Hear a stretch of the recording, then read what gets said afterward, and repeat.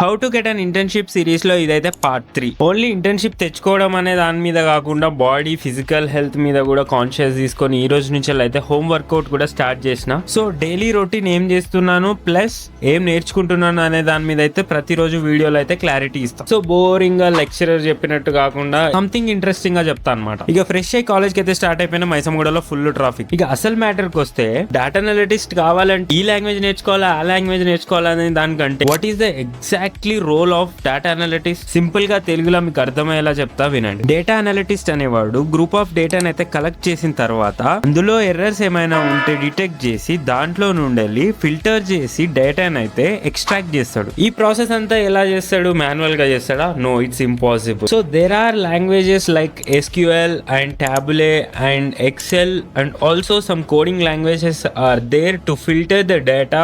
So వీటన్నిటిని use చేసి clean and filter చేస్తారు డేటాని అయితే. ఆ ఫిల్టర్ చేసిన డేటా నుండి అయితే కీ కాన్సెప్ట్స్ ని యూజ్ చేసుకొని డేటాని అయితే రిప్రజెంట్ చేస్తారు like dashboards and charts, graphs etcetera. This is the exactly role of data analyst. ఇక క్లియర్ రోడ్ మ్యాప్ అయితే నెక్స్ట్ వీడియోలో చూద్దాం. నెక్స్ట్ వీడియో మిస్ కావద్దంటే అకౌంట్ అయితే ఫాలో చేసి పెట్టుకోండి. ఏమైనా డౌట్స్ ఉంటే కామెంట్ సెక్షన్ లో కామెంట్ చేయండి. Thank you for watching. Stay tune for next video.